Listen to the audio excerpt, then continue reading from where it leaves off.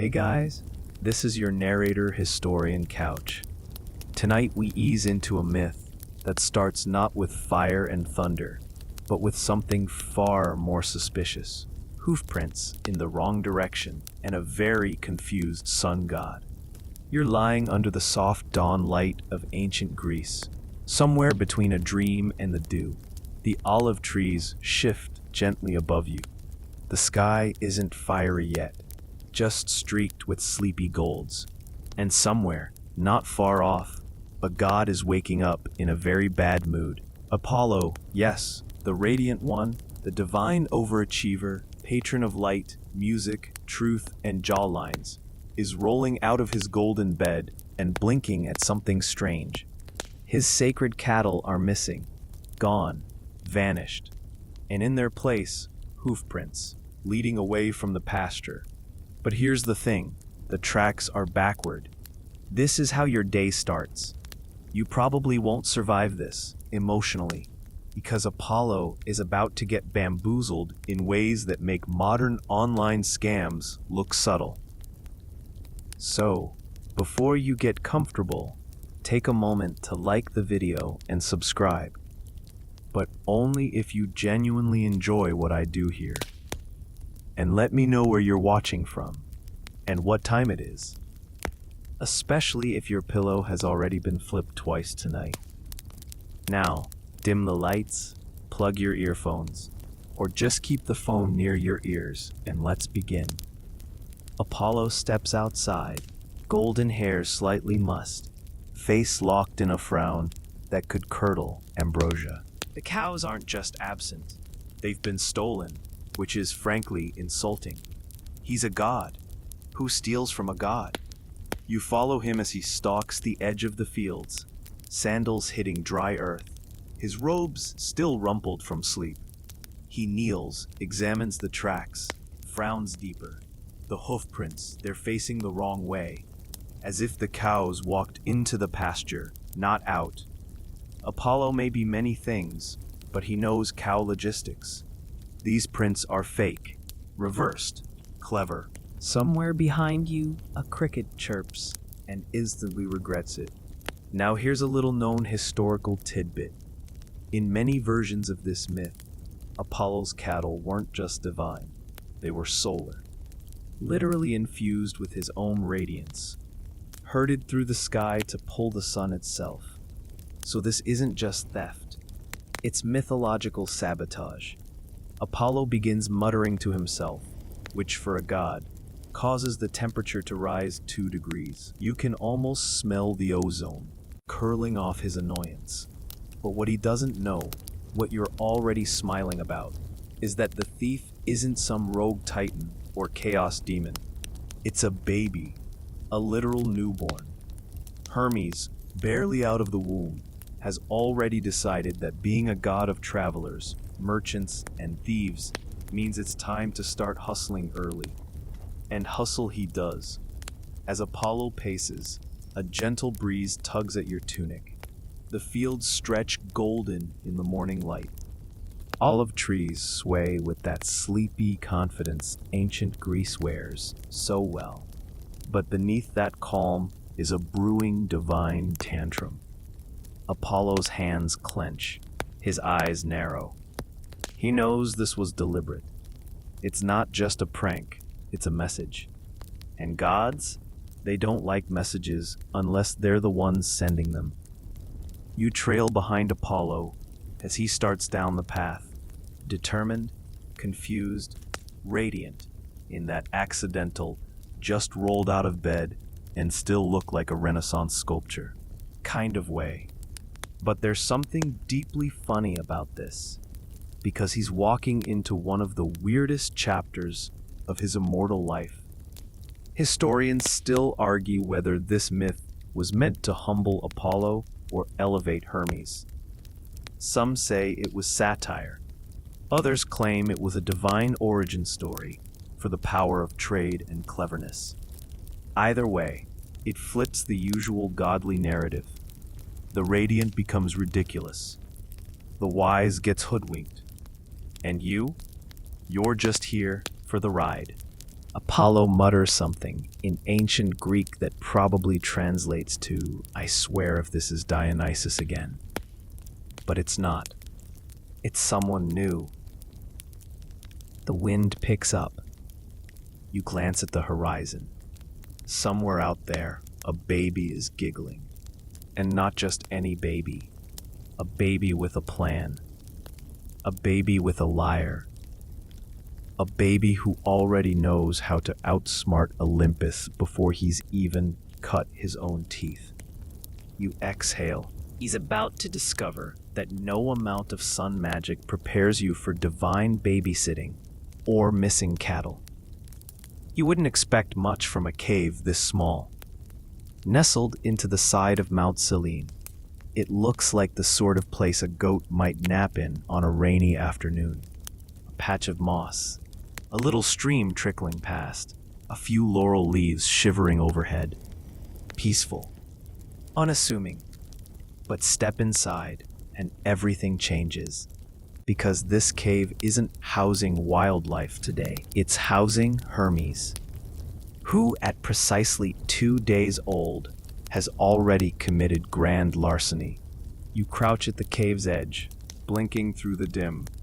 The air smells of sweet milk, warm straw, and freshly committed mischief.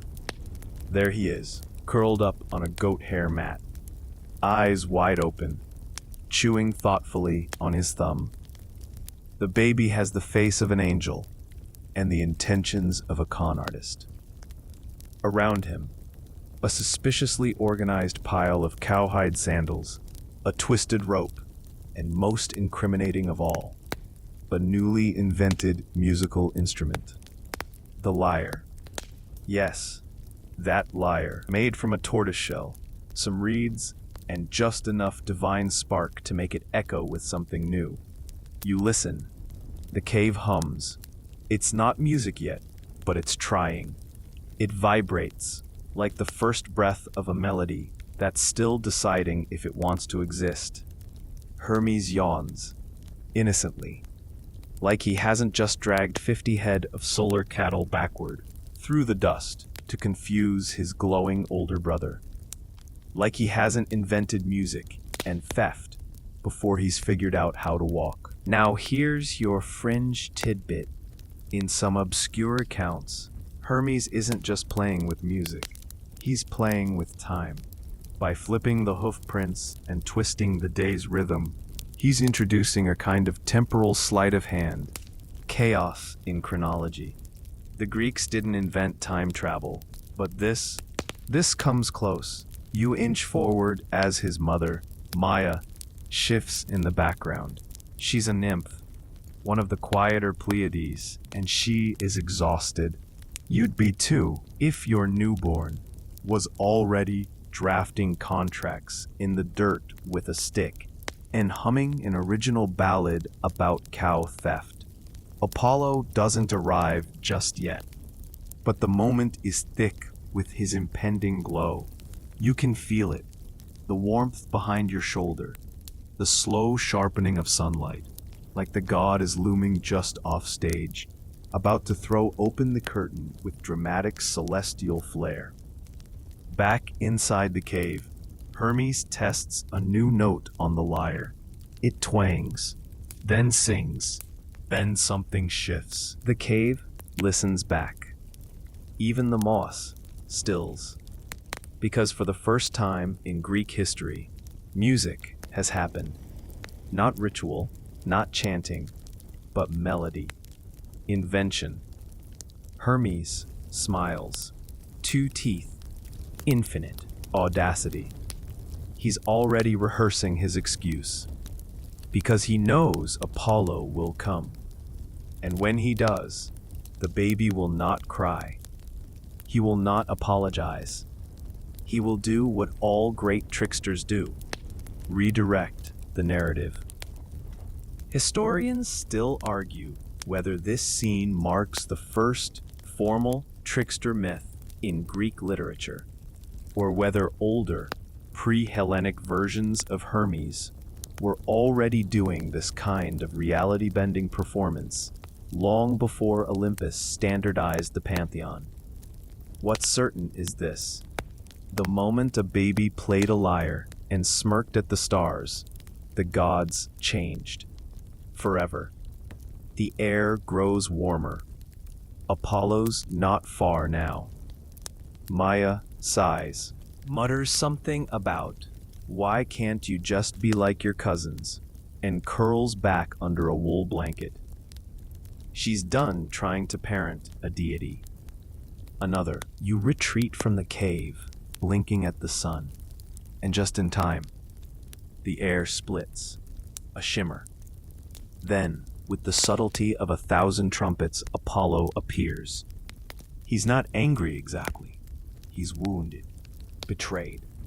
A sun god's honor has been dented, and nothing makes a sibling showdown juicier than a bruised ego wrapped in golden robes. He does not knock. Instead, he enters the cave like it owes him rent. Hermes, still baby-sized, blinks up at him. Then, just to really commit to the bit, pretends to be asleep. You stifle a laugh. Apollo does not. "Where," he says, each syllable boiling the morning air, "are my cows?" Hermes yawns, stretches, babbles something that might be baby talk, might be courtroom rhetoric, then points to the lyre, plays a chord. A soft, shimmering ripple dances through the cave. Apollo hesitates. That sound, it's good, too good. And in that moment, you see it, the first flicker of what will become divine bargaining. Because if Hermes is clever, Apollo is calculating.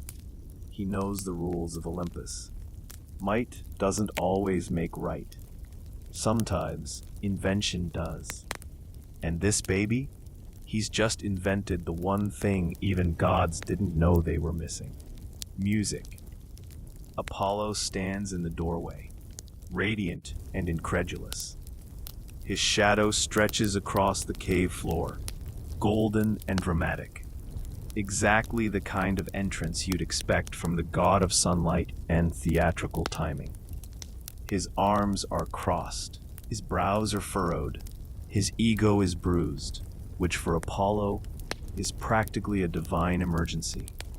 You sidestep a little farther into the shadows, sensing that this might escalate quickly. Hermes, still not the least bit intimidated, plucks a few more lazy notes from the lyre. The instrument hums with something almost ancient, despite being about 5 minutes old. Apollo glares at the sound. It's beautiful, and he's mad about it. "Where are the cattle?"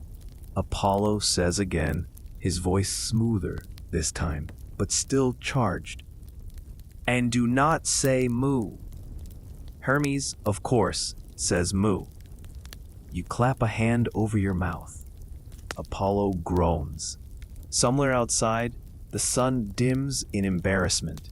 Maya, barely lifting her head from the pile of wool she's curled beneath, mutters something like, "Boys will be boys," and goes back to pretending her son isn't in the middle of a divine inquisition.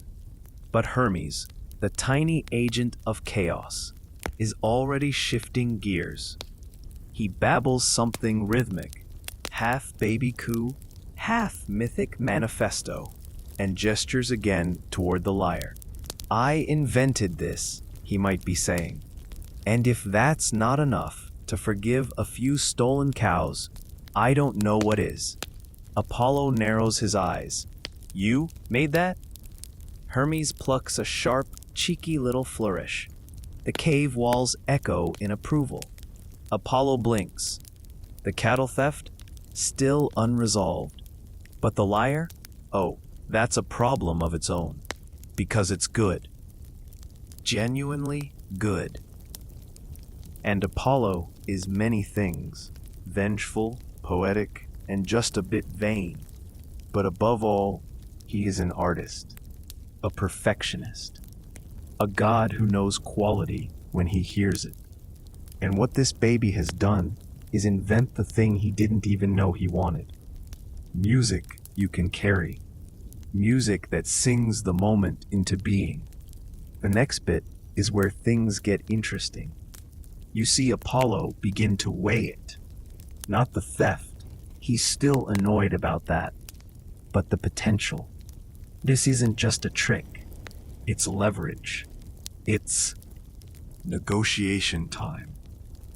Give me the lyre, Apollo finally says, voice as smooth as polished marble.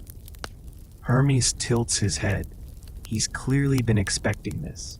His whole baby body relaxes. Then, brace yourself, he grins. I'll trade, he says, like a toddler who's just discovered capitalism. Historians still argue whether this moment was part of an older rite of initiation, one where the youthful god, often Hermes, when being proves himself through trickery and gains a place on Olympus, not by conquest, but by deal-making. Some even suggest the lyre is symbolic of language itself, trading silence for story, chaos for order, and goat entrails for chords. Whatever the deeper meaning, Apollo isn't about to let that instrument walk away. So he nods. Fine, but trade. Hermes perks up. You get the lyre. I keep the cows. Apollo scowls. Other way around, he snaps. Hermes shrugs. Worth a try. You watch this haggling unfold with the surreal realization that you're witnessing the birth of two major symbols in Greek mythology. The lyre as Apollo's signature instrument, and Hermes as the god of commerce, barter, and cheeky compromises. They go back and forth a few more times. Eventually, they land on something resembling divine diplomacy. Hermes gives Apollo the lyre. Apollo gets his cattle. Hermes, of course, keeps his dignity and gains the kind of reputation that sticks for centuries. And then, for reasons no one fully explains, Apollo laughs, a full, bright, daylight kind of laugh, like maybe for once he's enjoying himself, that this baby, ridiculous and bold, has done something no god on Olympus ever manages to do. Surprise him. Apollo claps a hand to Hermes' tiny shoulder. You're impossible, he says. Hermes smiles wider. You're welcome. The light in the cave shifts. Morning is pressing forward. Time is moving again. And now, perhaps most shockingly of all, Apollo offers something more.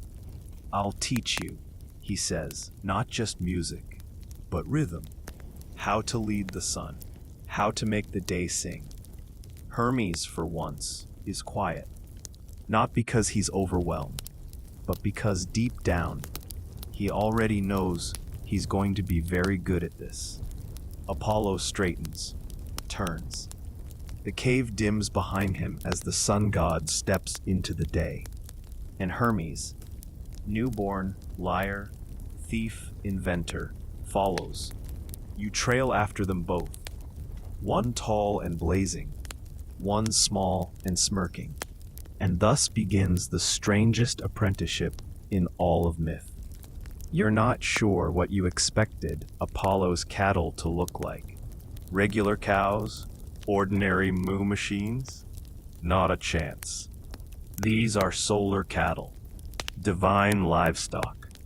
And when you catch up to them, past a thicket of olive trees and a swaying field of barley, they look less like farm animals and more like celestial lawn ornaments. Each one radiates a low amber glow, their coats shimmering like they've been brushed with molten honey. Their hooves leave gentle scorch marks in the grass, and you can smell the warmth rising off their backs. Hermes doesn't hesitate. He walks among them like he owns the place, which, technically, he did. for about 12 hours. Apollo folds his arms and watches, visibly torn between being annoyed and impressed. "You didn't just steal them," he mutters. "You reversed their tracks." Hermes kicks at a smudged hoofprint. "Might have flipped them a little, for sport." The cows, blissfully indifferent, chomp away at divine grass with the air of creatures who know they're worshipped somewhere. You take a step back when one of them belches a puff of golden mist. "I'm still not over the sandals," Apollo says, gesturing to the backwards cowhide shoes Hermes crafted to confuse the trail. "You invented footwear, sneaky footwear." Hermes shrugs, then offers a sheepish grin. "Maybe I just needed a job, and that, believe it or not, is when it happens." Apollo pauses, looks at the sky, then at Hermes, then at the cows, and back to Hermes again. "All right," he says. "You want a job? Fine, you're hired." You raise an eyebrow. "Hired for what? To herd celestial cattle?" Apparently, yes. Because what follows is something no myth really emphasizes, but somehow always existed in the background. Apollo, the golden god of music and prophecy, assigning Hermes the most unglamorous gig. Historians still argue whether this was meant to humble Hermes or train him. Some versions suggest Apollo saw in Hermes a younger version of himself, clever, undisciplined, radiant with potential. Others think Apollo simply needed a break from livestock duty and saw a way to delegate with flair. Either way, you now find yourself trailing the god of mischief through sun-warmed pastures, watching as he awkwardly tries to guide a herd of creatures that literally glow with divinity. They don't make it easy. One takes off mid-snack to chase a butterfly. Another licks a rock until it cracks from residual solar heat. A third tries to climb a fig tree for reasons unknown. Hermes runs back and forth, waving his arms, shouting half-formed commands that sound suspiciously like new verbs he's inventing on the spot. "Coward," he yells at one. "Unhoof yourself." Apollo lounges on a rock, absolutely delighted. You settle onto a flat patch of grass, the warm scent of hay curling into your nose. The scene is oddly peaceful, if chaotic. Hermes is panting, sweaty, and still barefoot. But somewhere between chasing cows and inventing vocabulary, he starts humming. It's not the lyre anymore. Just a melody, a little loop. Something rhythmic that keeps him from going mad with frustration. And just like that, you hear it. His job is becoming a song. This is the part no one really tells you, that sometimes the gods tried ordinary things, not to punish themselves, but to understand. And maybe Hermes, for all his cleverness, needed this exact moment, something grounded, dusty, and a little absurd. You look up. The sun has risen fully now, and Apollo's hair gleams like flax. "You're not doing too badly," he says. Hermes pants. "They're trying to unionize." Apollo laughs. "You'll live." Hermes doesn't answer. He's watching the cows again, but this time there's a spark in his eye. Not the mischief kind, though let's be honest, that's never far off. But something else. Pride. Fringe tidbit. In rare regional myths, Hermes becomes something of a pastoral god, protector of travelers and shepherds, especially in rustic villages where Olympian drama was less interesting than keeping your goats from wandering into a gorge. Maybe this is why. Maybe today is the reason. Because in the middle of all this radiant cow nonsense, Hermes starts to find rhythm. Not just in song, but in pattern, in routine.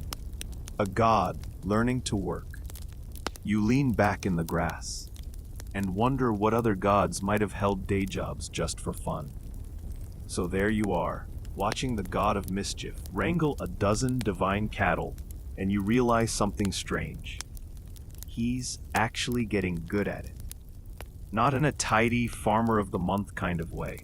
No, Hermes is still mostly improvising, flailing one moment, skipping the next, serenading cows with a nonsense lullaby that somehow works. But there's a flow now, a rhythm, something in the way he whistles that seems to line up with the breeze, the shifting shadows, and the glimmer of heat rising from the meadow. Apollo watches, arms folded, lips curved in what might be amusement, or might be approval. You're not sure yet. He's a sun god. Every expression looks like confidence. Try naming them, Apollo finally says. Hermes glances over, sweat shining on his brow. Why? Because even gods need a little order. It's a throwaway line, a classic Apollo moment. Casual, poetic. Sounds like it should be inscribed on a temple wall somewhere.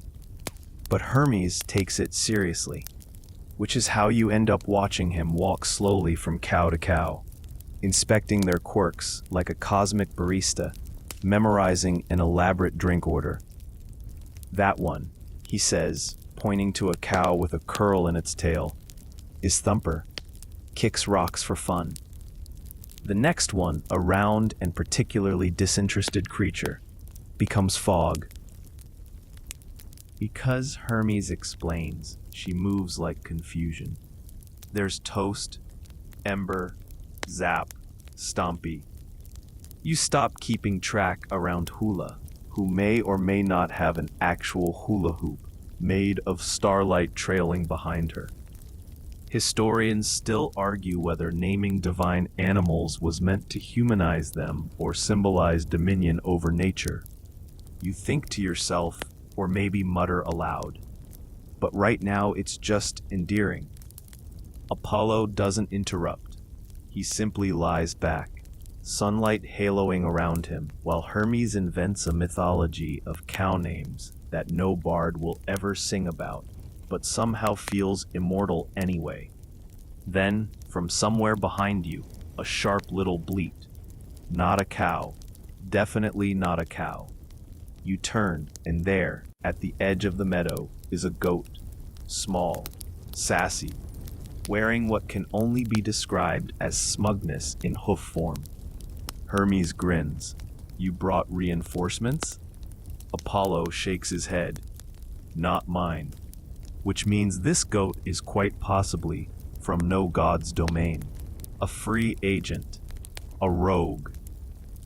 A chaos creature in its own right. Hermes and the goat lock eyes. It's a whole conversation without words. You see a glimmer of understanding between them, a recognition of shared impish purpose, and suddenly the goat charges the nearest cow. Chaos. Utter divine chaos. The cows scatter like heat lightning, mooing in radiant protest. Thumper kicks over a basket of sun-dried fig rations. Fog melts into the wheat.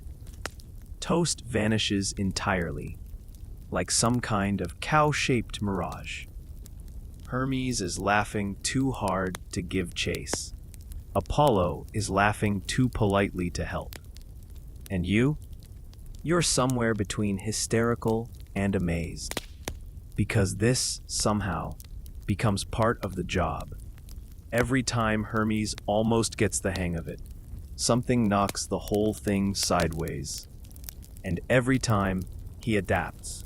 Faster, funnier, more inventive. Like he's not just playing at work anymore. He's learning it. Turning repetition into rhythm. Labor into language. By late afternoon, the cows are back in a loose formation. The goat, now dubbed Spite, has been bribed into loyalty with a single pomegranate. Hermes is lying in the grass, humming a new tune. Apollo, you swear, is genuinely relaxed. And you feel like you've seen something rare. A god discovering the difference between talent and practice, between gift and grit. Fringe detail? In one obscure fragment of a lost satyr play, Hermes actually teaches shepherds how to sing to their flocks, something that may have grown into pastoral poetry traditions later performed at festivals. Is it true? Who knows? But in moments like this, it makes sense. You lie back in the grass. The sun is low. The cows are sleepy. Even spite has purled into a smug, goat-shaped loaf. Hermes props his chin on one hand. You know, he murmurs, this job might not be eternal, but it's not boring. And you realize that for once, he means it. Evening settles like a sigh. The warm light that once danced across the meadow begins to slide into shadow, each blade of grass casting a longer version of itself. You notice it before anyone says a word. That shift from gold to amber, from noise to quiet. It's the kind of calm that sneaks up behind you. And suddenly, the cows are resting. The goat is asleep, probably dreaming of mischief. Apollo has gone still. And Hermes, he's watching the sky. You see it too. Stars blinking into place, one by one, like tiny windows being lit in the ceiling of the world. The moon is still low, but climbing. There's a gentleness to this moment that doesn't feel accidental. It feels curated. I never stop moving, Hermes murmurs, mostly to himself. You tilt your head. He notices, smiles faintly. I mean, that's my thing, right? Running, flying, trickery, messages. But this, he gestures to the meadow, to the cows curled like suns tucked under blankets. This Apollo, ever theatrical, plucks a reed from the ground and begins to twine it between his fingers. Even gods need routine now and then. Hermes raises an eyebrow. Since when do you support routine? Apollo smirks. Since I watched you try to name a cow Zap Zap the Third. That gets a laugh. You join in, quiet and breathy. The kind of laugh you let out without moving your body. But beneath it, something else hangs.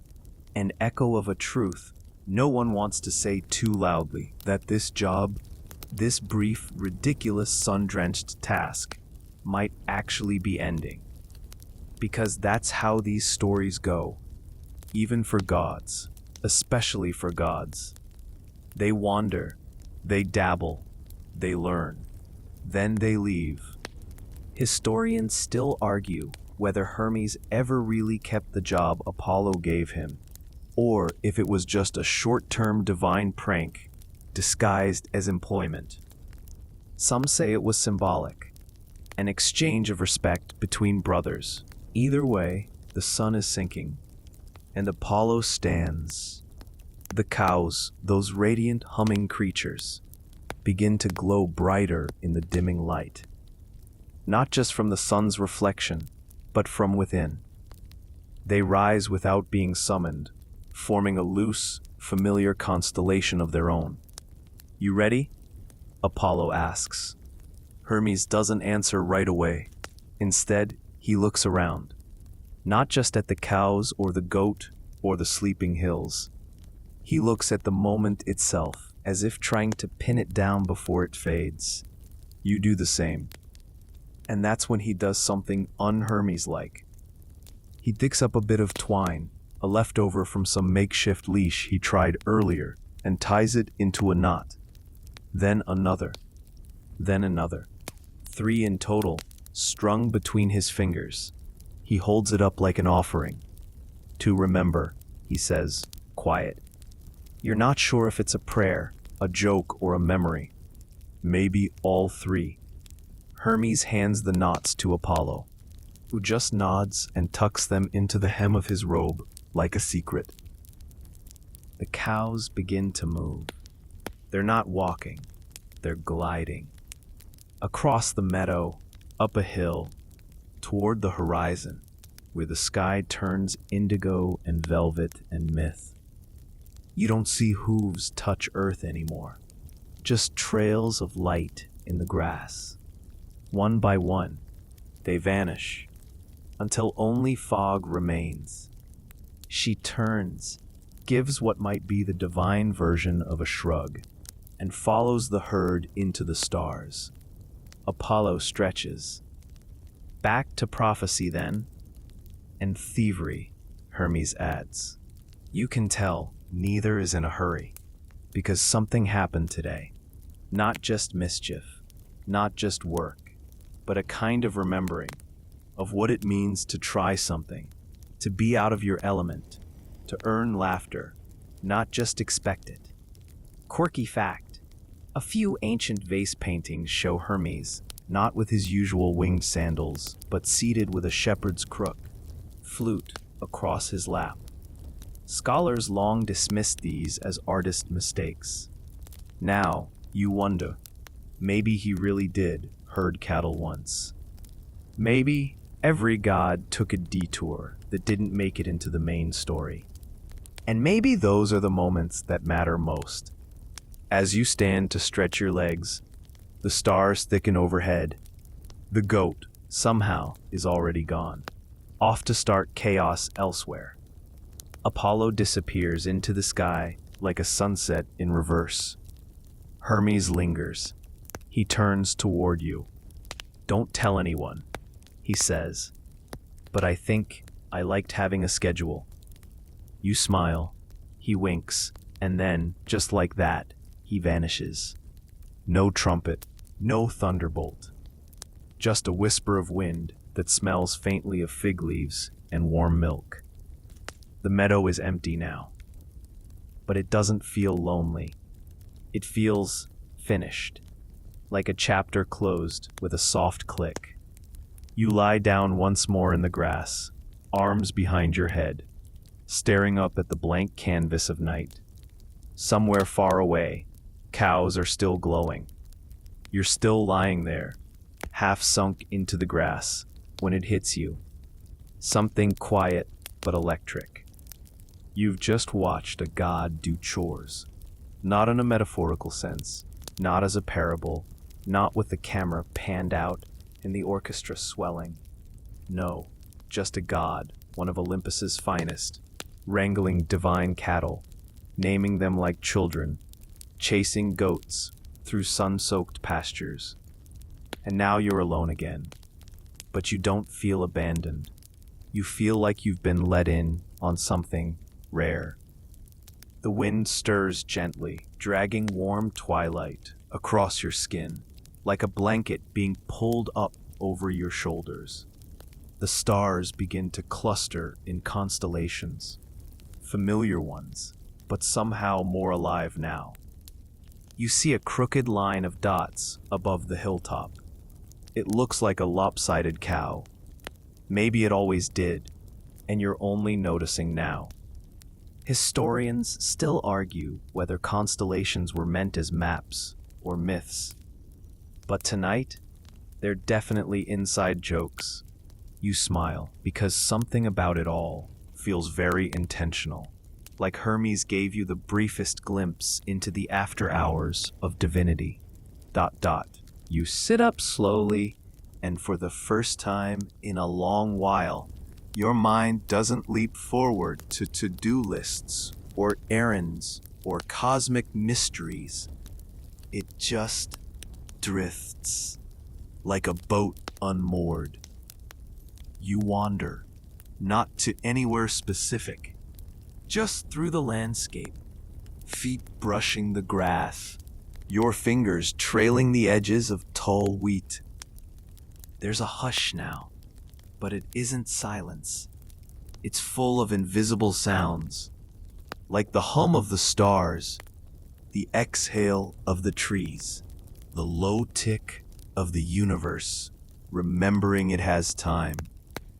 Eventually, you reach a tree. It isn't large, just a fig tree, squat and slightly tilted, as if it's been listening in on godly conversations for a few millennia. You plop down beneath it with a sigh, and then, thud, a single fig falls beside you, ripe, soft, almost glowing. You pick it up, turning it slowly in your hand. Maybe it's coincidence, or maybe it's one last offering from the cattle herder god, a fruit for your effort, a snack for your thoughts. Fringe fact: in some of the earliest rituals dedicated to Hermes, figs were left at crossroads, alongside small heaps of stones called herma. Travelers left them as offerings, not for protection necessarily, but for momentum, for safe passage through change. You bite into the fig. It's sweet in a way that doesn't ask for your attention, just offers itself. You chew slowly, watching a firefly bob in the near distance. And then another, and another. Within minutes, the air is a net of tiny lights, blinking lazily. You lie back again, fig juice sticky on your fingertips, fireflies hovering above your eyelashes like the gods of small glows. That's when you feel it, movement, a ripple, not in the grass, but in the air itself. A hush pulls tighter. And suddenly, a soft footstep. Not Hermes, not Apollo. This figure is different. It's a girl, small brown curls spilling from under a crown of leaves. Her tunic is patched with moss and bark. Her eyes shimmer like dew that hasn't made up its mind whether to stay or evaporate. She carries a shepherd's crook that's clearly too big for her, and a string of bells tied around her ankle. When she steps again, they don't ring. They purr. "Who?" you start to say, but she raises a finger to her lips, not to shush you, but to remind you of something you haven't remembered yet. Then she points, and you look back toward the hill. The cows are gone, the goat gone, the gods gone, but the path still there, lined now with glowing stones, lit faintly from within, a trail of breadcrumbs left by a deity who's always in motion but never really vanishes. You blink. The girl is gone. No sound, no rustle, no bell. Just the fireflies and the stars, which now seem to align with the path like guides. You stand again, a little slower this time. The fig in your hand, now just a pit. You tuck it in your pocket. Maybe you'll plant it later. Maybe you already have. Your feet find the path. The stones glow beneath your toes. You begin to walk, not because someone told you to, but because something in you stirs. Some curiosity that's just waking up from a long nap. Call it momentum, call it grace, call it the lingering scent of divine cow hair and sun-baked wheat. Whatever it is, it's carrying you forward. And the journey? It's just beginning again. Your feet make barely a sound as they follow the stone-lit path. You're not in a hurry. There's no rush. It's not that kind of walk. You've stepped out of time, not the grand ticking clock of gods and ages, but the soft sort that lives between things. The time it takes for bread to rise, for a fig to ripen, for a god to forget he's divine and become, for one day, a cowherd. And as you walk, you notice the path curves. Not sharply, more like a gentle lean. It leads you through small glades, over shallow streams where frogs rest like sentries, and beneath trees that seem to lean in with interest. Not thunder or flutes or celestial trumpet blasts. No, it's bleating. You know that voice. Of course you do. The goat. Of all the creatures to survive the divine shift, that goat endures. It's perched proudly atop a large rock, like it owns the land and the sky, and probably your soul. You don't question it. But next to the goat, there's something else. A stack of wooden crates. And on top, leaning against a crooked fence post, is a sign. Someone's taken the time to scratch out crude letters with a stick of charcoal. You squint to read it. Cow rentals. Please return by dusk. You don't laugh, not out loud. You're past that now. This whole journey has tuned your humor into something quieter. A warm breath of amusement that lives just behind your lips. It's absurd, but also not. Because you're beginning to understand that when gods do things, even the jokes have gravity.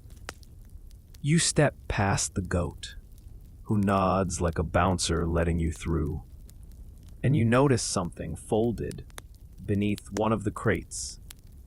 A linen scrap, faintly purpled, like it was once part of a god's sash. You touch it. It hums. Maybe Apollo dropped it. Maybe Hermes left it on purpose. Maybe it doesn't matter. You tuck it into your belt, not for power or prophecy, but as a souvenir, like a ticket stub from the strangest show in history. You continue walking. The stars above feel closer now, thick and low and breathing. One of them winks at you. Literally, it blinks. And you're pretty sure that's Hermes again, watching the end of the story unfold. Probably grading your reactions, probably laughing into his sleeve.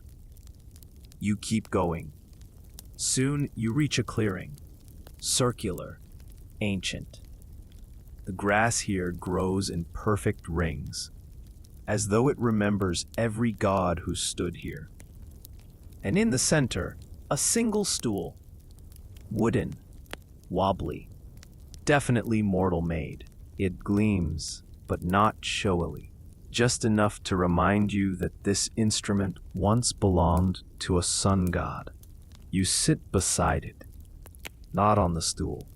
That feels too bold. But in the grass nearby, the lyre waits.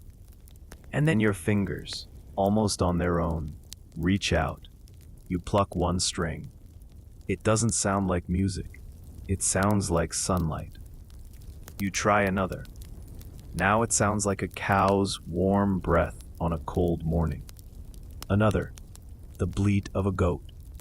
Another, the laughter of a god pretending not to enjoy himself. Each string is a memory, not a note. Each vibration a thread pulled from the day you just lived.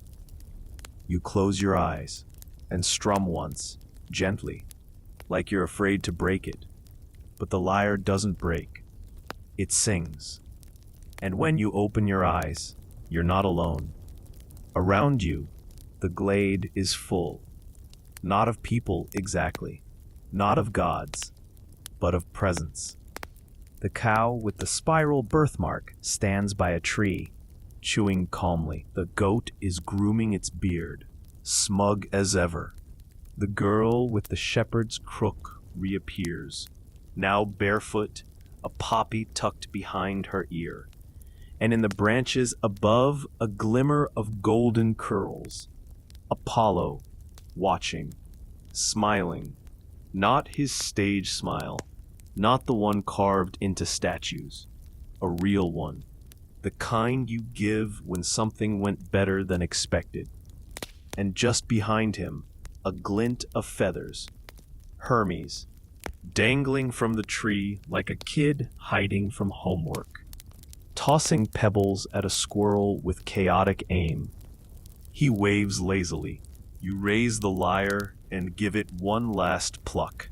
This time it sounds like a door closing, not in loss, but in peace, and everything begins to fade. The goat turns translucent. The poppy crumbles into gold dust. Even the lyre becomes lighter in your hands. Less instrument, more memory. And as the stars begin to fold upward, pulling the night tighter around the sky, you feel the weight of it all sink into your chest. Not a burden, a story, one you'll carry even after the path disappears. You wake slowly. Not from sleep, exactly, but from something next to sleep. A kind of mythic doze where memory and imagination swap places without asking. The sky has changed again. Gone is the thick velvet of night scattered with blinking gods. In its place, a gentle gray-pink dome, brushed with a few sleepy clouds stretching like cats across the horizon. Morning, but not quite. That magic hour where even the birds hesitate. Your body feels heavy, but not in a bad way. More like gravity is giving you a hug. And right there, beside you, the lyre remains, still glowing faintly, still whole. You smile, just a little. Somewhere in your mind, you know that no mortal is supposed to keep a god's instrument. But you also know, because this is how these stories always go, that if it's still here, it means someone wants you to keep it. Maybe Apollo is letting you borrow it. Or maybe it's Hermes again, slipping it into your story, like a prank with good intentions. Either way, it's yours for now. You pick it up gently and sling it over your shoulder like a traveler's bag. The weight is nothing. The meaning is everything. As you stand, the clearing changes. Not dramatically, not with thunder or flash. It simply becomes something else. The tall grasses look more orderly now, more cultivated, like the gods have left and the land, politely, is getting back to its usual business. You step out of the circle and find a dirt path, the kind made by hooves and habit. And as you walk, the world shifts around you in quiet ways. There's a smell of bread baking somewhere. A rooster tries out a crow and gives up halfway through. You pass a wooden fence, and behind it, 3 mortal cows eye you curiously. No golden coats. No constellation spots, just good, solid cows. And somehow, that's comforting, because what you're realizing is this: the gods don't replace reality. They thread themselves through it. Historians still argue whether myths were literal beliefs or metaphors that grew legs and names. But you're starting to think it doesn't matter, because belief isn't about evidence. It's about noticing. And you're noticing everything now. The moss that lines the base of the olive tree to your left. The way the dust lifts slightly behind your steps, even though there's no breeze. The faint tinkling sound that definitely isn't coming from your lyre, but from somewhere nearby. A memory of bells. You keep walking. Eventually, the path leads you to a stone bench beside a small stream. There's no sign, no shrine, nothing official. Just a space. You sit, and for the first time in hours, or maybe years, you do absolutely nothing. No thinking, no guessing, no narrating. just breathing. Water trickles over pebbles. A dragonfly lands on your sandal and takes off before you can blink. You don't mind. Everything in you is softening, like the edges of a dream you're not quite ready to leave. And then, footsteps. Not loud, not rushed, measured. You don't even look up at first, because part of you already knows who it is. A saffron tunic brushes your periphery. A scent of olive oil, cedarwood, and sun-warmed parchment wafts by. Apollo, but different this time. No gold armor, no blazing halo. He sits beside you like it's the most natural thing in the world. Crosses his ankles. Lets out a long, quiet sigh. Not bad, he says. Or maybe he doesn't. Maybe the words just appear in your mind, the way music sometimes seems to come from inside your chest instead of the air. You glance at him. He's staring at the stream. Not watching it, exactly. Being with it. You did well, he adds. Again, no lip movement, just intention. You think to ask what he means, but you already know. You walked it. You witnessed it. You let the myth move through you without trying to fix it or prove it. That's the job, isn't it? Not to be a god, just to remember them, to feel them, even when they're disguised as cowherds and tricksters and sleepy-eyed girls with shepherd's crooks. You nod, and Apollo smiles. Not the cocky grin, not the god on a pedestal beam. Something softer, proud, maybe, or grateful, or just content. Then he stands, brushes dust from his tunic, and walks away. No poof, no glow, no parting flute solo, just footsteps fading into morning. You sit there a while longer. The stream runs on. The bench warms under the rising sun. And when you finally get up, you realize the lyre is gone. You don't panic. You don't grieve. You just touch your shoulder where it rested and feel the echo. The story's still in you. And that's enough. The sun stretches itself into the sky, slow and sure, like a cat waking up on warm stone. You stretch too, though more like a human who's had a long night of myth-making and divine side quests. Your legs feel a little lighter, your chest a little fuller, and your brain is buzzing with the sort of quiet clarity that usually only comes after crying, napping, or accidentally eating 3 figs in a row. The road ahead looks different now. Same dust, same ruts. But you walk it differently, less like a wanderer and more like someone returning from a very specific dream. And as you walk, you see signs, not dramatic ones, no lightning bolts or doves landing in your palm, just the subtle kind, the ones the Greeks trusted. A laurel branch fallen in your path, perfectly unbroken. A hummingbird darting across your shoulder, then vanishing. A breeze that carries the scent of thyme and milk and old sun-baked temples.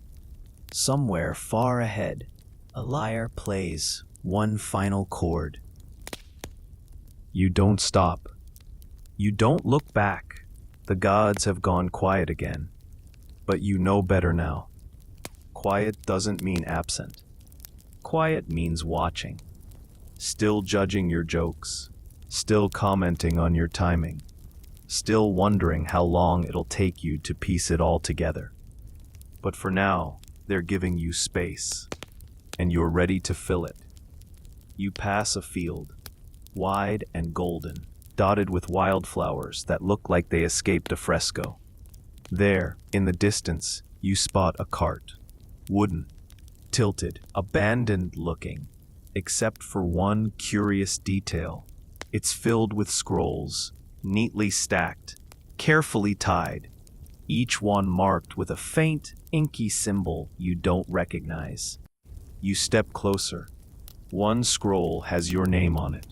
Not your name exactly, but something close enough that your skin prickles. You don't take it.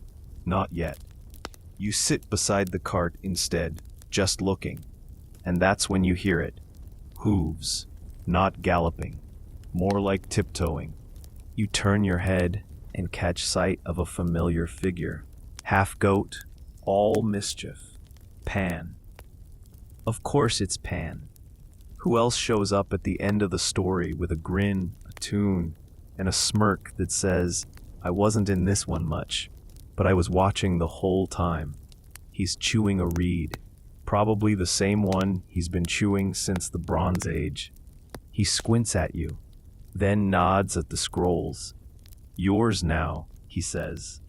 Or doesn't. Again, who even knows where voices come from in a myth? He twirls once, just to shake the sleep from his legs, then bounds away into the tall grass, leaving behind the faintest smell of clover and old flute breath. You finally reach for the scroll. It's heavier than it looks. You untie it, and there it is. Not a prophecy, not a poem, but a journal. Your journal. Or rather, the version of it you would have written if you'd been keeping track of every strange, divine thing that just happened. And here's the twist. You were. Not with ink, but with footsteps. Every mile, every blink, every choice not to turn back. It's all there, written in a language made of experience.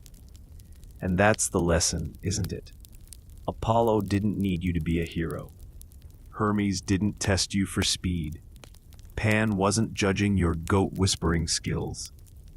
They just wanted you to walk, to show up, pay attention, laugh at the dumb parts, sigh at the beautiful ones. Keep going. You tuck the scroll under your arm, stand, and begin to walk again. No destination in mind, just a pace, just a rhythm. One foot after the other. The way Apollo might have done it on that one weird, wonderful day. He took a job tending cows and let the world turn without him for a while. And now it's your turn. The road gets quieter, not empty, just softer. Like the world around you is holding its breath, giving space to what's just passed.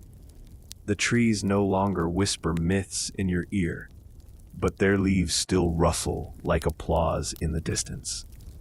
You walk through olive groves that shimmer in the morning light, their silvery leaves catching the breeze like tiny cymbals. Each step kicks up warm dust and the faint scent of old bark and crushed time.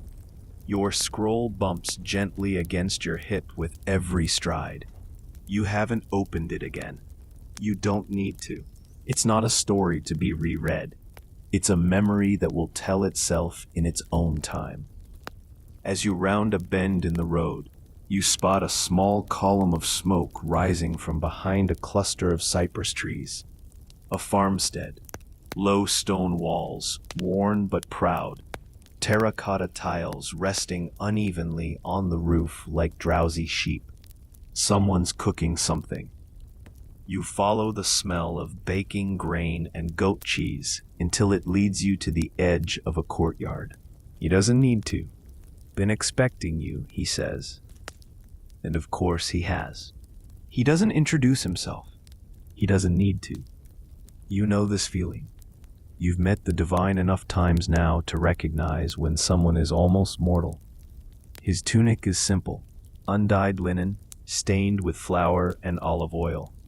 But there's a glint in his eye that suggests he remembers things like the forging of lyres, and that one time Zeus turned into a swan. He hands you a piece of warm bread wrapped in a fig leaf. You take it, no words, just gratitude. You sit beneath a tree whose branches curl like they've been listening to stories for 1,000 years. The bread is still warm. The fig leaf steams faintly in your hand. You eat, slowly, reverently. It tastes like earth and time, and someone else's memory of joy. The man doesn't ask questions. He just hums a little tune under his breath. It takes you a moment to recognize it. But yes, it's a lullaby. Something Apollo might have hummed once. There's a moment, just one, where the humming stops and you feel the air shift. The man looks at you then, not directly, just enough to let you know you're not alone in your thoughts. Gods work in odd ways, he says. You nod. They do, you agree. He smiles.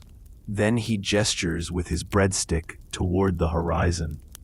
Keep walking, he says. Still more to see. You stand, brush crumbs from your lap, tuck the scroll back under your arm and set off again. The road this time is narrower, more personal, as if the land itself wants to speak only to you. You pass a patch of wildflowers and stop, not because they're rare, but because one of them looks exactly like the petals carved into the side of Apollo's old lyre. Coincidence?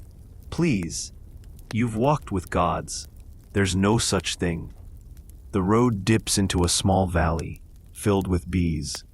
They move slowly, contentedly, drifting from bloom to bloom, like they've got all the time in the cosmos. You pause there, just long enough to feel the hum in your chest, like a second heartbeat. Bees, you remember, were sacred once, messengers of prophecy, and honey, a gift of the gods. You let one land on your arm. It doesn't sting, just sits, antennae twitching, as if asking you what you've learned. You don't answer out loud, but you both know. You walk on, past a low stone wall tangled in vines. Someone's tied a strip of fabric to a branch overhead. A prayer, maybe. A question, or just an offering, for a god who prefers subtle gestures. Historians still argue whether the Greeks truly believed in constant divine presence, or if the myths were just stories to explain the chaos. But you're pretty sure they knew something we've mostly forgotten. That stories and gods live in the small things. A breeze, a loaf of bread, a humming tune by a fire. You crest a hill. Below you, the sea stretches out, calm, glittering, impossibly blue. You sit again, not because you're tired, just because you can. The wind carries the salt to your skin. You think of Apollo again, not the sun god, not the song god, not even the cowherd, just the part of him that understood beauty so well he couldn't not create it. You close your eyes and feel it, too. Not inspiration exactly, just stillness, the kind that invites stories in without asking anything from you. A low gull cry breaks the silence, not mournful, just curious. You open your eyes and realize the sea has inched closer. Not literally, of course, but it feels nearer, like the tide is participating in your story now, reaching toward you with salty breath and foamy fingers. You rise slowly, the scroll shifting softly against your ribs. There's no map in your hand, no directions from above, but the path is clear. Follow the coast. Let it lead you. As you walk, you pass shells tucked between stones, some broken, some whole, all whispering little secrets in their curled white mouth. You imagine Apollo hearing them too, when he had nothing better to do than tend cows and watch the waves lap against distant rocks. Maybe that's where some of his music came from. Not the stars, but the sea. Your sandals crunch over old pebbles. Then, quite suddenly, the path opens into a wide stretch of flat land. A dusty clearing ringed with cypress trees, each one leaning inward like they've been eavesdropping on your thoughts. And there, right in the middle, is a figure, barefoot, loose robe in a faded teal, like it used to be vibrant but got tired of being flashy. He's sitting cross-legged, carving something into a wooden tablet. He doesn't look up, but you know who it is. Hermes, or someone Hermes shaped. This time, he's not offering flowers or pranks or riddles, just sitting, whittling something slowly, meditatively. He gestures vaguely toward the ground beside him. You sit, and for a while, you don't speak. It's not awkward, just restful. The kind of silence you can only share with someone who's already seen you trip over your own thoughts multiple times and still decided you were worth watching. After a few minutes, he stops carving and holds up the tablet. It's a map. Not a real one, at least not in the way you'd expect. No labels, no distances, no cardinal directions. Just curves and marks, like the kind you'd make if you tried to draw how a dream felt. He hands it to you. You tilt your head. It doesn't make sense, which is exactly how you know it's from a god. He grins. Use it if you get truly lost, he says, and this time his voice actually makes it to your ears. Then he's gone. Not dramatically. Just not there anymore. You sit with the tablet for a minute, running your fingers over the carved grooves. Some of them feel warm. Then you tuck it under your scroll and move on. Back to the path, back toward the hills. The trail narrows again, winding up between stone outcroppings and half-collapsed terraces. The ruins of something old. Maybe a shrine. Maybe just someone's idea of a shrine. At the top, you find a bench. Just there, waiting. You sit, and in the valley below, you see it. A small herd of cattle. Golden-horned, soft-eyed, moving like a poem. Apollo's cows? Maybe. They don't seem to mind the sun. Or you. They move in lazy spirals, kicking up, and now it's this. You, sitting on a hill, watching cows that may or may not be divine, listening to a melody that doesn't care who hears it. It's enough. Not a revelation. Not an epiphany. Just enough. You close your eyes for a moment. The breeze lifts the edge of your robe. You think of all the scholars who've tried to turn these stories into neat diagrams. Cause, effect, hero's journey, structured meaning. And then you remember what Pan said, without saying it, back by the scroll cart. Yours now. This myth is yours now. Bent, maybe. Cracked around the edges. But warm. Real. And you're the only one who's walked it like this. When you finally stand, you know the scroll won't need rewriting. It's done. And whatever happens next, sunrise, city gates, or another fig tree, you'll meet it the way Apollo met his cows. With patience, with music, and with a small, amused smirk that says, "This is not what I signed up for, but I'm oddly okay with it." You take one last look at the herd. They don't wave goodbye. They don't need to. They're cows. They've got grazing to do. The path downward feels softer now, like the earth is cushioning your steps, grateful that you came all this way just to remember something most people forgot: that the gods weren't always thundering and theatrical. Sometimes they just had jobs, took naps, lost their tempers, raised eyebrows, and sometimes they herded cows. As you descend the hill, the light changes. Not brighter, just warmer, like someone's adjusted the color settings on the world itself. Shadows stretch longer. Trees cast golden outlines. Even the dust motes that rise from your sandals seem to glow for a moment, before vanishing into the breeze. You cross a small stone bridge. No water beneath it now, just a dry bed filled with olive pits and flattened reeds. But the arch is still proud, still standing, still bearing the marks of sandals and hooves, and maybe the odd divine footstep. You pause there.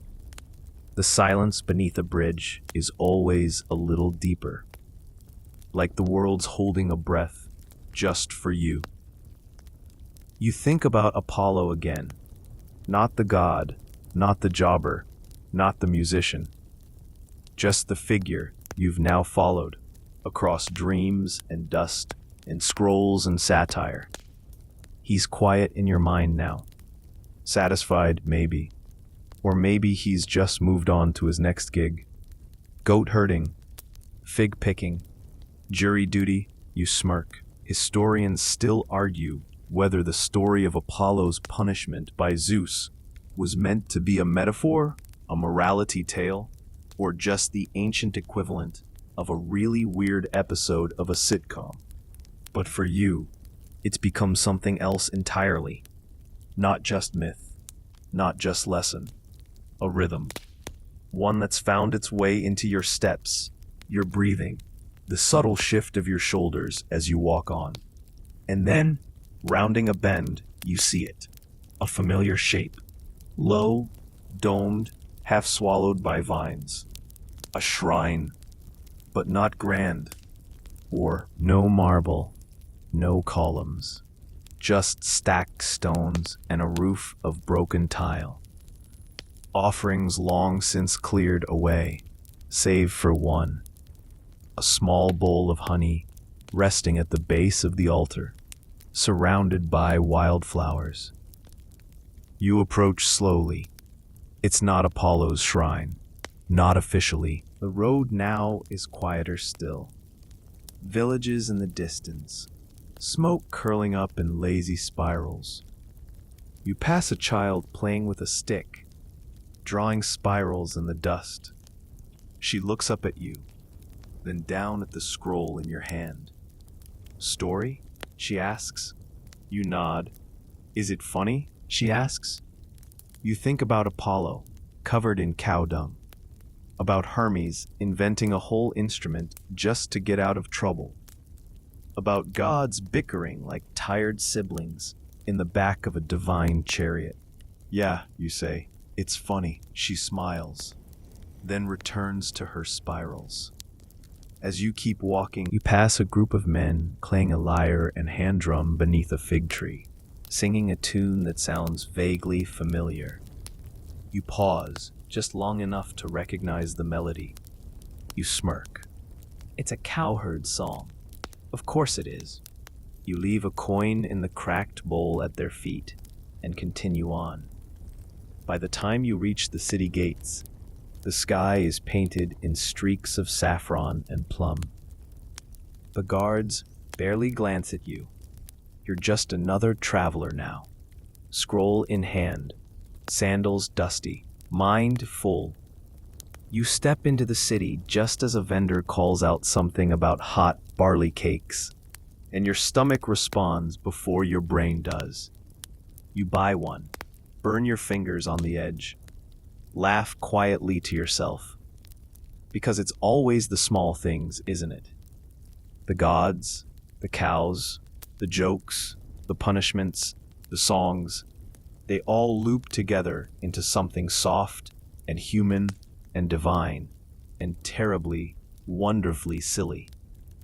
You find a quiet bench, sit, eat, and as the stars begin to prick the darkening sky above, you realize something that should have been obvious from the start. Apollo didn't take that job to be humbled or punished.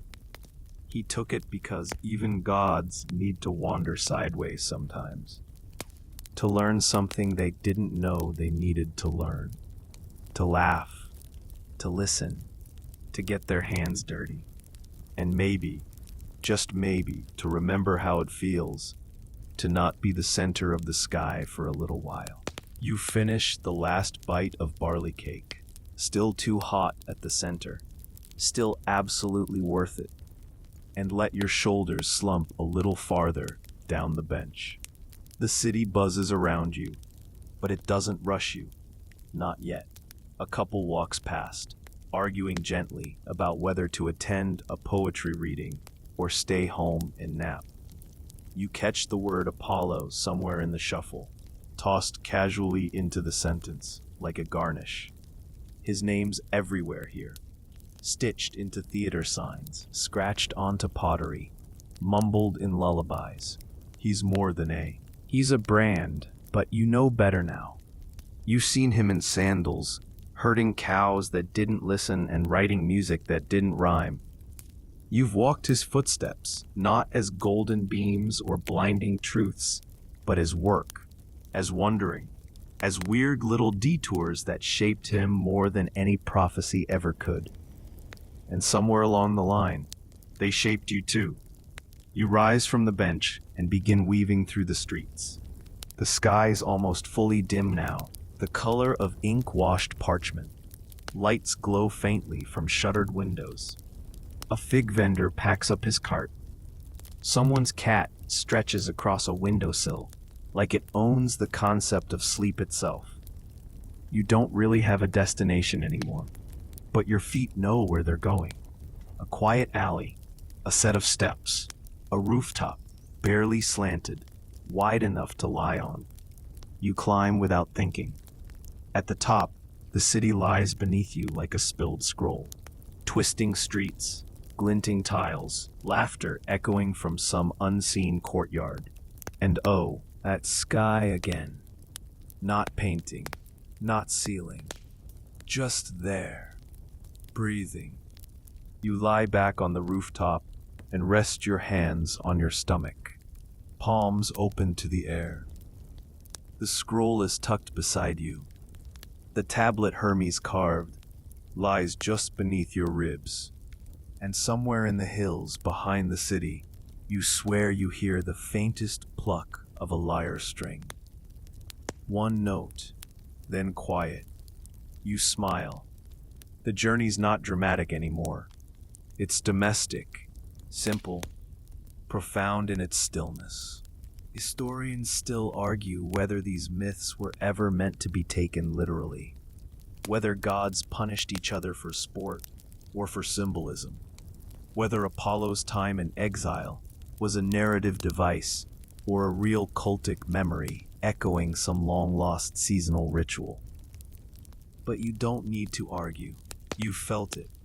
The walk, the warmth, the way a story changes when you live it, not just read it. Down in the streets, someone begins singing, a lullaby, half-forgotten lyrics, drifting upward like incense. That sky again. Not painting, not ceiling, just there, breathing. You lie back on the rooftop and rest your hands on your stomach, palms open to the air. The scroll is tucked beside you. The tablet Hermes carved lies just beneath your ribs. And somewhere in the hills behind the city, you swear you hear the faintest pluck of a lyre string. One note, then quiet. You smile. The journey's not dramatic anymore. It's domestic, simple, profound in its stillness.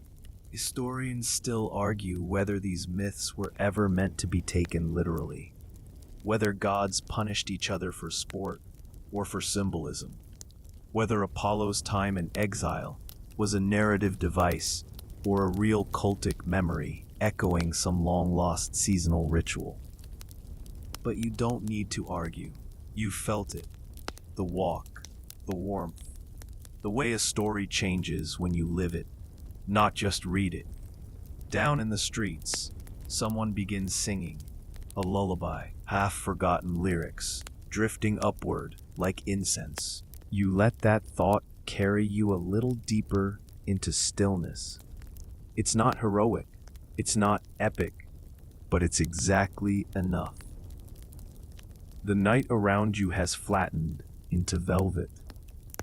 You barely register the stars now, less as points of light and more like freckles in the skin of sleep.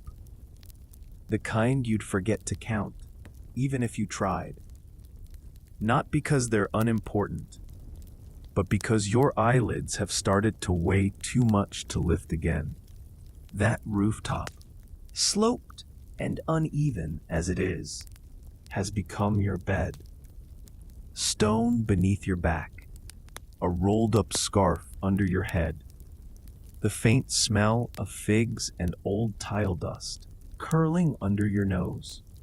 And far below, the city hushes itself. Lanterns dim, laughter fades. Footsteps stretch farther apart until they vanish altogether. Even the night insects are singing more softly now. And that's when the last memory arrives. Not loud, not grand, just a flicker in your thoughts, like the edge of a dream trying to fold itself back into your... Not as a sun god, not as a radiant performer, not even as a cowherd, but as someone simply there, sweating under a tree, rustling with a reed pipe, laughing to himself when a song fell flat, looking not at worshippers, not at the sky, but at the ground, at the goats, at the long road back toward Olympus, and the even longer road he'd taken away from it. You understand now. The day job wasn't a punishment. It was permission. To be simple, to be silly, to be something besides the glowing center of every story. Historians still argue whether the Greek gods were ever truly believable, whether people genuinely felt them near, or merely used them to explain thunder, illness, and why goats occasionally disappear. But tonight they were here, all of them, beside you, around you, in the dust and grass and warm barley cakes and quiet music. Gods with jobs, myths with muddy sandals, sleep with teeth and feathers and fig-stained fingertips. You let yourself smile again, just barely. The scroll you carried has unrolled a little beside you, its edge fluttering in the breeze like a cat's tail. You don't stop it. There are no more pages left to write, no more errands to run, no more cows to count. Just one long breath, then another, then none you need to notice. And the rooftop becomes a cradle, the city becomes a lullaby, and you, wandering, watching, wondering, become still. Sleep arrives like a final god, not to conquer or reward or punish, just to offer, to rest, to close the story without slamming the book. Because this, dear listener, is the part that matters most. You're tired, and that's sacred. That's divine. That's everything. Now let yourself drift, slowly, like a feather brushing the surface of a river. Your thoughts may still whisper, echoing fragments of myth and music, but they no longer need to land anywhere. Let them pass. Let them soften. Let them dissolve like dusk into twilight. The sky, stretched wide above you, has turned the color of old parchment, inked not with stars now, but with peace. The kind of peace that doesn't demand anything of you, that asks nothing in return but stillness. You don't have to move. You don't have to think. Only breathe. Only be. The gods are quiet now. Hermes has tucked his sandals away. Hecate has sealed her scroll. Hypnos has gently drawn that woolen veil across your shoulders, settling it just so. And Apollo? He's not performing, not watching, just sitting nearby, a lyre across his lap, silent, smiling faintly at the moon. The road is behind you. The story told. There's nothing left to chase.